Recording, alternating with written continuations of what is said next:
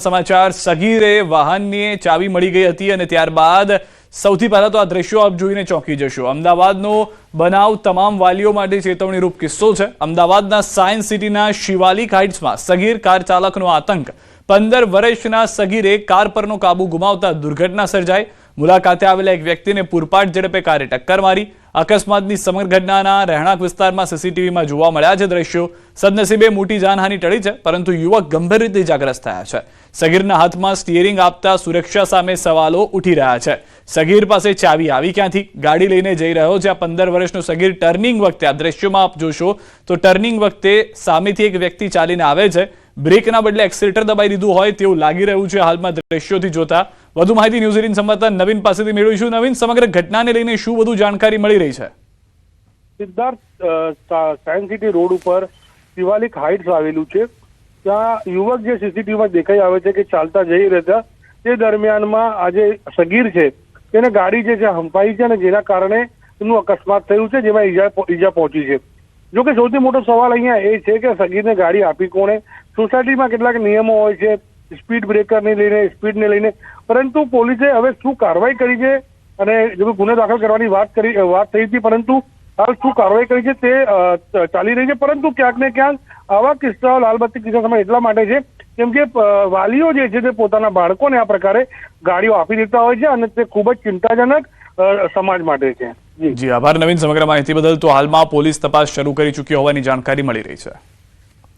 તો દ્રશ્યોમાં પણ જોવા મળી રહ્યું છે જે રીતની ઘટના છે। લાલ ગાડી એક આવે છે પાર્કિંગમાં, સગીરના હાથમાં સ્ટીયરિંગ આવી જાય છે અને પાર્કિંગમાં જ એક વ્યક્તિ ત્યાં મુલાકાત માટે આવ્યા હતા તેને ઝપેટમાં લઈ લે છે। હેચબેક કાર છે, નાની ગાડી છે। સગીર પાસે ગાડીની ચાવી આવી ગયા બાદ દિવસ દરમિયાન તે પાર્કિંગમાંથી ગાડી લઈને પસાર થતા જોવા મળી રહ્યો છે અને એ દરમિયાન જ એક વ્યક્તિ જે સોસાયટીમાં આવતા હતા તેમને પોતાના ગાડીના સ્ટીયરિંગથી બોનેટ પર જે છે ત્યાં આગળ બેસાડી અને આગળ દિવાલ સાથે ટકરાવે છે।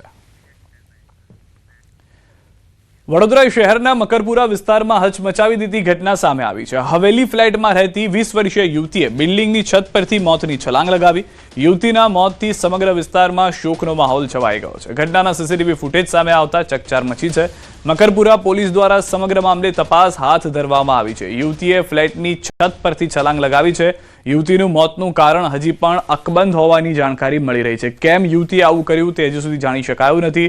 વડોદરાની આ ઘટના હોવાની જાણકારી મળી રહી છે। યુવતીએ આ પગલું કેમ ભર્યું તેને લઈને તપાસ કરવામાં આવશે। વધુ માહિતી ન્યૂઝ 18 સંવાદદાતા હાર્દિક પાસેથી મેળવીશું। હાર્દિક, જે સમગ્ર ઘટના છે, મોતની જે છલાંગ લગાવી છે, શું કોઈ નોટ મળી છે? પોલીસ તપાસમાં શું જાણવા મળી રહ્યું છે? બિલકુલ, જો આ યુવતીના મોતનું રહસ્ય હજુ સુધી ખુલ્યું નથી। પોલીસ જે છે તે તપાસ કરી રહી છે।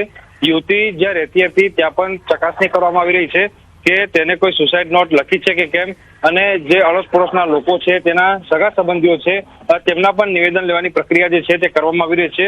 ઉલ્લેખનીય બાબત છે ત્યાં હવેલી ફ્લેટ છે, ત્યાંથી આ યુવતીએ જયારે મોતની છલાંગ લગાવી ત્યારે સૌ કોઈ આશ્ચર્યમાં મુકાઈ ગયા અને આખો વિસ્તાર જે છે ત્યાં શોકનું મોજું જે છે તે ફરી વળ્યું છે અને ઘટનાના સીસીટીવી ફૂટેજ પણ સામે આવ્યા છે અને આ સીસીટીવી ફૂટેજ જે છે તે પોલીસ માટે પણ મહત્વના સાબિત થશે, કારણ કે યુવતી કઈ રીતે ત્યાં પહોંચી અને તેને કઈ રીતે આપઘાત કર્યો એ તમામ પાસાઓની ચકાસણી જે છે તે કરવામાં આવી રહી છે। સિદ્ધાર્થ, આભાર સમગ્ર માહિતી બદલ। તો હાલમાં યુવતીના મોતનું જે રહસ્ય છે તે હજી સુધી પોલીસમાં ઉકેલાઈ નથી શકાયું। તપાસ યથાવત છે। વડોદરામાં જેસીબી ચાલકની જોખમી સવારીનો વિડીયો વાયરલ થયો છે। ખોડિયારનગર 4 રસ્તાથી દરજીપુરા જવાના રોડ પરનો વિડીયો છે। જેસીબી ચાલક શ્રમિકોને જોખમી રીતે બેસાડી જતો જોવા મળ્યો છે। પોલીસે આરટીઓ તંત્રની બેદરકારીના કારણે જેસીબી ચાલક બેફામ આવી જોખમી સવારીથી કોઈનો જીવ જશે તો કોણ જવાબદાર તેવા સવાલો ઉઠી રહ્યા છે। હાલમાં જેસીબીમાં આગળ અને પાછળ અનેક લોકોને જોખમી રીતે બેસાડવામાં આવ્યા હોવાનો આ વિડીયો જે છે તે વાયરલ થઈ રહ્યો છે। વડોદરાના ગંભીરા બ્રિજ અંગે સૌથી મોટા સમાચાર। ટૂંક સમયમાં જૂનો બ્રિજ પુનઃ શરૂ થશે। ફેબ્રુઆરી મહિનામાં જ બ્રિજ ફરી શરૂ થાય તેવી શક્યતા છે। જૂના બ્રિજના તૂટેલા ભાગ પર સ્ટીલનું માળખું મુકાશે। બ્રિજ માટે સ્ટીલનું માળખું તૈયાર કરી દેવાયું છે। બ્રિજ પર ડામરનું કાર્પેટિંગ પણ કરી દેવાયું છે। રાત દિવસ એન્જિનિયર અને કામદારો કરી રહ્યા છે કામ। જૂના બ્રિજની સાથે નવા બ્રિજની કામગીરી પણ પૂરજોશમાં હોવાની જાણકારી મળી રહી છે। આ દ્રશ્યો જોઈ રહ્યા છો કે જેટલો સ્પાન વચ્ચેનો તૂટીને પડી ગયો હતો ત્યાં આગળ એક આખું સ્ટીલનું માળખું તૈયાર કરવામાં આવ્યું છે કે જે મૂકવામાં આવશે. તેની સિવાય એક તરફ નવો બ્રિજ બનાવવાનું કામગીરી શરૂ કરવામાં આવી છે. ખૂબ જ મોટા સમાચાર. ન્યૂઝ 18 સંવાદદાતા હાર્દિક અમરસે જોડાઈ ગયા છે. હાર્દિક, એક રાહતના સમાચાર તમામ લોકો માટે જે ત્યાંથી પસાર થઈને જઈ રહ્યા છે, શું જાણકારી ક્યાં સુધીમાં શરૂ થઈ શકે? બિલકુલ સિદ્ધાર્થ, જો આ સમાચાર એટલા માટે મોટા અને મહત્વના શકાય કારણ કે તમને ખ્યાલ હોય તો ગઈકાલે જ આ જે બ્રિજ છે એની નીચેથી જે નદી પસાર થાય છે ત્યાંથી આ નાવડી લઈને કેટલાક લોકો જતા હતા અને ઓવરલોડ પેસેન્જર હોવાના કારણે આ જે નાવડી જે છે તે પલટી ખાઈ ગઈ હતી. લોકો જ્યારથી આ બ્રિજ તૂટ્યો છે ત્યારથી જ જીવના જોખમે અહીંયાથી અવર જવર કરવા માટે મજબૂર બન્યા છે. ત્યારે આ સૌથી મોટા અને રાહતના સમાચાર ત્યાંના સ્થાનિક લોકો માટે કહી શકાય. બ્રિજ બનાવવાની જે કામગીરી જે છે પૂરજોશમાં ચાલી રહી છે. જૂના બ્રિજના તૂટેલા ભાગ પર સ્ટીલનું માળખું પણ જે છે તે મૂકવાની તૈયારીઓ જે છે તે પૂરજોશમાં કરવામાં આવી રહી છે. અને તમે કીધું પ્રમાણે કે જે કર્મચારીઓ છે, એન્જિનિયર્સ છે, તે રાત દિવસ મહેનત કરી રહ્યા છે અને જે દિવસે આ ઘટના ઘટી હતી ત્યારથી જ રાજ્ય સરકાર જે છે ત્યાં બ્રિજને લઈને ખૂબ જ ગંભીર છે, ઘટનાને લઈને ખૂબ જ ગંભીર છે. જેથી ત્યાંના સ્થાનિક લોકોની મુશ્કેલીમાં વહેલી તકે ઘટાડો થાય, અવર જવર માટે રસ્તો બને તેની વ્યવસ્થા જે છે તે અત્યારે કરવામાં આવે તેવા પ્રકારના પ્રયત્નો જે છે તે તાત્કાલિક ધોરણે કરવામાં આવી રહ્યા છે. આભાર સમગ્ર માહિતી બદલ. તો હાલમાં જે બ્રિજ છે તેની કામગીરી ખૂબ જ પૂર્ણતાને આરે જોવા મળી રહી છે. ટૂંક સમયમાં બ્રિજ ફરી એક વખત, જે જૂનો બ્રિજ હતો તે શરૂ થઈ જશે. નવા બ્રિજનું કામ પણ પૂરજોશમાં ચાલી રહ્યું છે. બંધારણ ભંગ સામે ઠાકોર સમાજનો કડક નિર્ણય. બનાસકાંઠાના ડીસાના જાબડિયામાં લેવાયો છે નિર્ણય. દોષિતોને 1 વર્ષ માટે સમાજ બહાર મૂકવા નિર્ણય. સામાજિક, આર્થિક, ધંધાકીય બાબતમાં સહકાર નહીં. જે પણ વ્યક્તિ સાથ આપશે તેને પણ દોષિત ગણાશે. સોશિયલ મીડિયામાં પણ દોષિતોના બોયકોટનો નિર્ણય કરવામાં આવ્યો છે. ફોલોઅર્સ પણ દોષિતોને અનફોલો કરે તેવી અપીલ કરાઈ છે.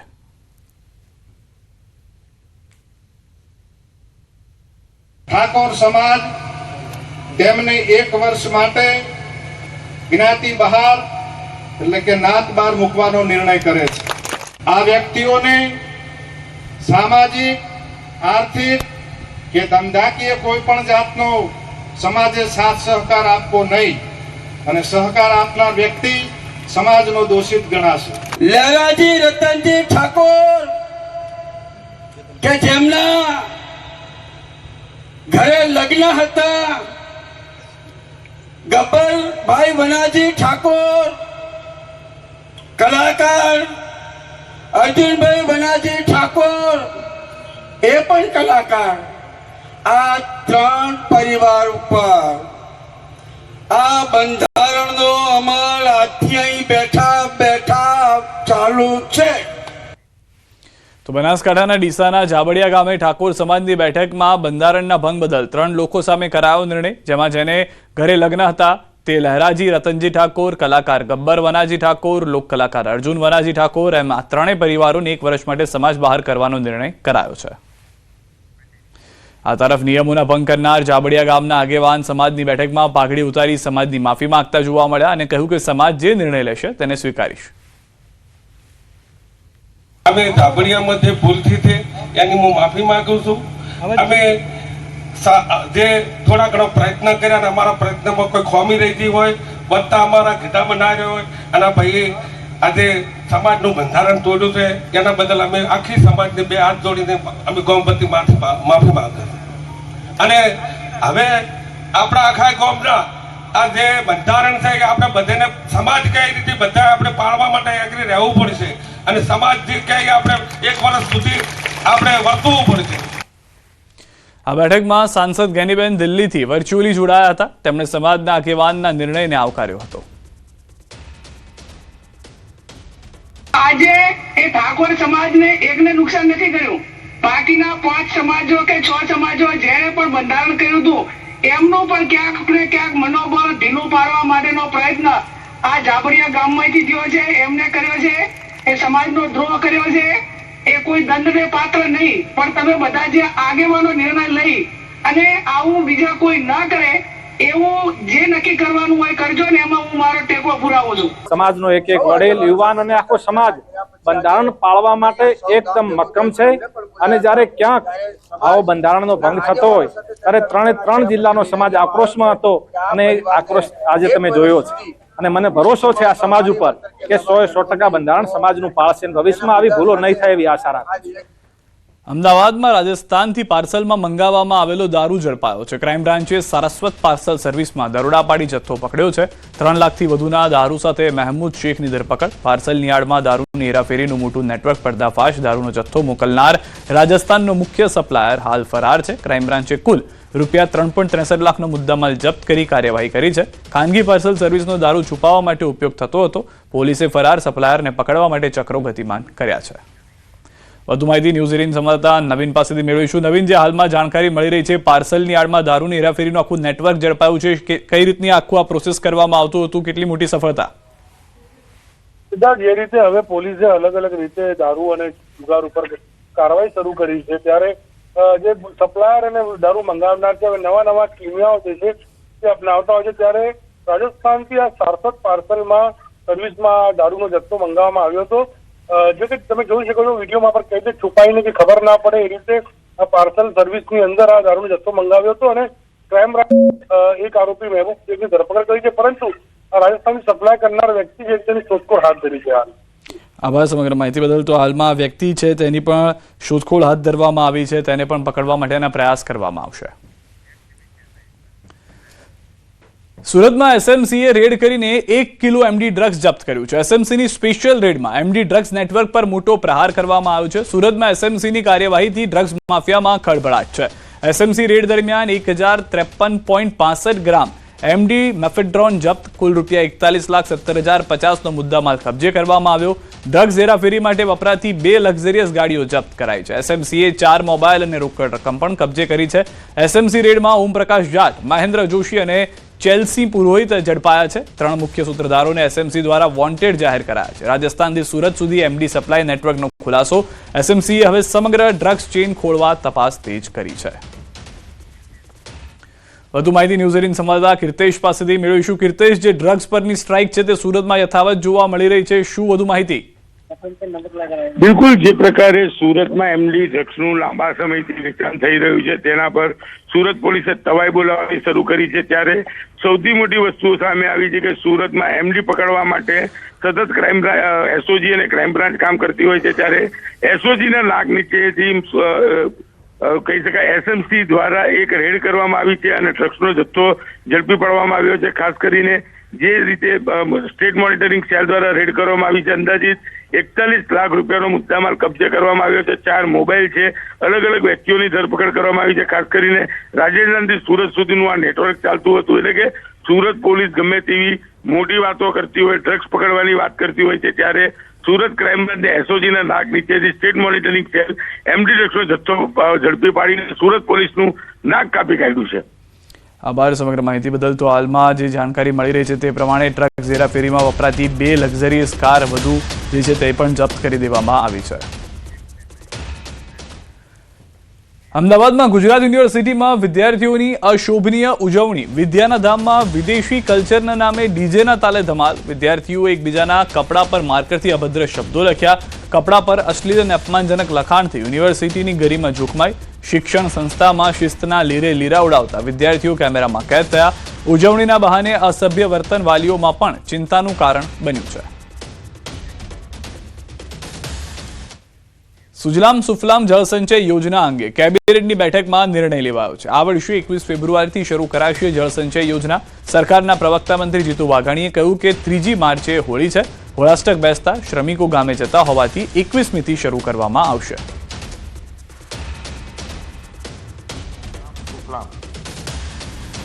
જળ અભિયાન એ આપણે પણ જાણીએ છીએ કે પાણી કોઈ જગ્યાએ તળાવોમાં, કોઈ જગ્યાએ નદીઓમાં એ વરસાદ વધારે આવવાથી મોડે સુધી ક્યારેક ફેબ્રુઆરી ક્યારેક માર્ચ સુધી પણ ભરેલો હોય છે. આ વખતે માનનીય મુખ્યમંત્રી છે આજે કેબિનેટમાં નિર્ણય લીધો છે, સૂચનાઓ આપી છે ચીફ સેક્રેટરીને કે સુજલામ સુફલામ જળ અભિયાન યોજના એ 21 ફેબ્રુઆરીથી શરૂ કરવામાં આવે. તો રાજ્યના મહેસૂલ વિભાગે પણ મહત્વનો નિર્ણય કર્યો છે. એડમિશનના વિવિધ દાખલા માટે વાલીઓને કચેરીએ ધક્કા નહીં ખાવા પડે. 18 થી 20 જેટલા અલગ અલગ દાખલાની વિદ્યાર્થીઓના એડમિશનનો માટે જરૂર પડતી હોય છે. વાલીઓને અગવડ ના પડે તે માટે 1 એપ્રિલથી ફેસલેસ ઓનલાઈન બધા પ્રમાણપત્રો મળી જાય એવો નિર્ણય કરાયો છે. પરીક્ષાઓ પૂરી થાય એટલે વિદ્યાર્થીઓ અને એમના વાલીઓ અલગ અલગ જગ્યાઓ ઉપર આવકનો દાખલો લેવાનો, એમને કંઈ શિષ્યવૃત્તિ, એમને કંઈ એડમિશનો, કોઈ જાતિનું પ્રમાણપત્ર લેવાનું, આવા લગભગ 18 થી 20 જેટલા અલગ અલગ પ્રકારના પ્રમાણપત્રો અલગ અલગ એમના એડમિશનો દરમિયાન એ લેવાના હોય છે. સુરતના શાહપુર વિસ્તારમાં મેટ્રો કામગીરી દરમિયાન ભૂવો પડ્યો. બંધ મકાન નીચે 20 ફૂટ ઊંડો ખાડો પડતા ચકચાર મચી ગઈ. સુરક્ષાના કારણોસર બાજુમાં આવેલો આખો એપાર્ટમેન્ટ ખાલી કરાવાયો. એક જ મહિનામાં ત્રીજી વખત ભૂવો પડતા લોકોમાં ભય ફેલાઈ ગયો. લગ્ન પ્રસંગે પડેલા ભૂવાથી માત્ર 100 મીટર દૂર બનાવ થયો છે. મેટ્રોની સતત ચાલતી કામગીરીથી સ્થાનિક મકાનોના પાયા જોખમમાં. વારંવાર બનતી આવી ઘટનાઓથી શાહપુરના રહીશોમાં ભારે ફફડાટ ફેલાઈ ગયો છે. ગંભીર દુર્ઘટના ટાળવા માટે તાત્કાલિક સુરક્ષાના પગલાં લેવા માંગ કરાઈ છે. સુરતનો ઓલ્ડ વિસ્તાર એટલે કે ચોક બજાર શાહપુર વર્ષો જૂની ઇમારતો આવી છે. હું મારી પાછળનું એક દ્રશ્ય બતાવવા માંગીશ કે જે સફેદ બિલ્ડિંગ દેખાય છે ત્યાં થોડા દિવસ પહેલાં લગ્ન પ્રસંગ હતો અને લગ્ન પ્રસંગના લોકો બેઠા અને ધરતી ધ્રુજવા માંડી લોકો હટી ગયા હતા અને મોટો ભૂવો પડી ગયો હતો. એ ઘટનાને જો 15 દિવસ નથી થયા ત્યાં તો માત્ર એ બિલ્ડિંગથી 50 થી 100 મીટર દૂર જે જૂનું મકાન છે ત્યાં 22 ફૂટ ઊંડો ભૂવો પડ્યો છે.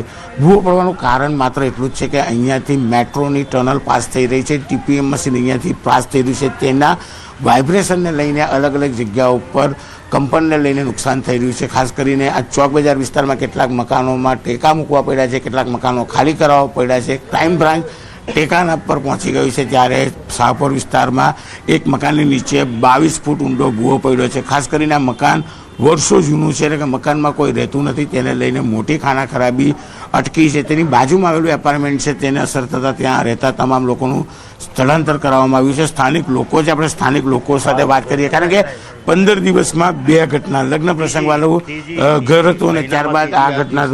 સુરત શહેરમાં આવી રીતે ભૂવા પડતા રહેશે તો સુરત શહેરમાં મોટી જાનહાનિ થવાની શક્યતા છે. સમગ્ર વિસ્તારમાં હાલ ભયનો માહોલ છે. 15 થી 20 ફૂટ ઊંડો ખાડો એક બંધ મકાનમાં પડ્યો છે. થોડા દિવસ પહેલા 100 મીટરના અંતરમાં 3 ખાડા પડ્યા હતા અને આગામી દિવસોમાં મસ્ત મોટા ભૂવા થાય અને મિલકતો જર્જરિત થાય તેનો સંપૂર્ણ જવાબદારી સુરત મહાનગરપાલિકા અને કલેક્ટરની અને મેટ્રોની કામગીરીની રહેશે.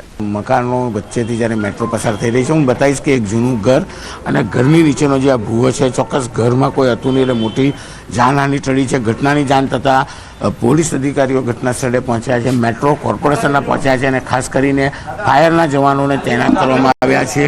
અને કહી શકાય છે, હું બતાવીશ કે બાજુનો જે એપાર્ટમેન્ટ છે એપાર્ટમેન્ટ ખાલી થઈ રહ્યું છે. લોકો એપાર્ટમેન્ટમાંથી સામાન લઈને જતા દ્રશ્યોમાં દેખાઈ રહ્યા છે. એટલે કે સમગ્ર વિસ્તારમાં હાલ ભયનો માહોલ છે કારણ કે ઓલ્ડ સિટી છે અને આ ઓલ્ડ સિટી છે ત્યાં વર્ષો જૂના મકાનો નીચેથી મેટ્રોની ટનલ પાસ થઈ રહી છે. ક્યાંક ભૂવા પડી રહ્યા છે તો ક્યાંક મકાનોની હાલત એવી થઈ છે કે ત્યાં ટેકા મૂકવા પડ્યા છે. એટલે કે સુરતનો ઓલ્ડ વિસ્તાર અત્યારે ચોક્કસપણે મેટ્રો અને મેટ્રોના ટીપીએમ મશીનને લઈને ભયના માહોલ હેઠળ જીવી રહી છે.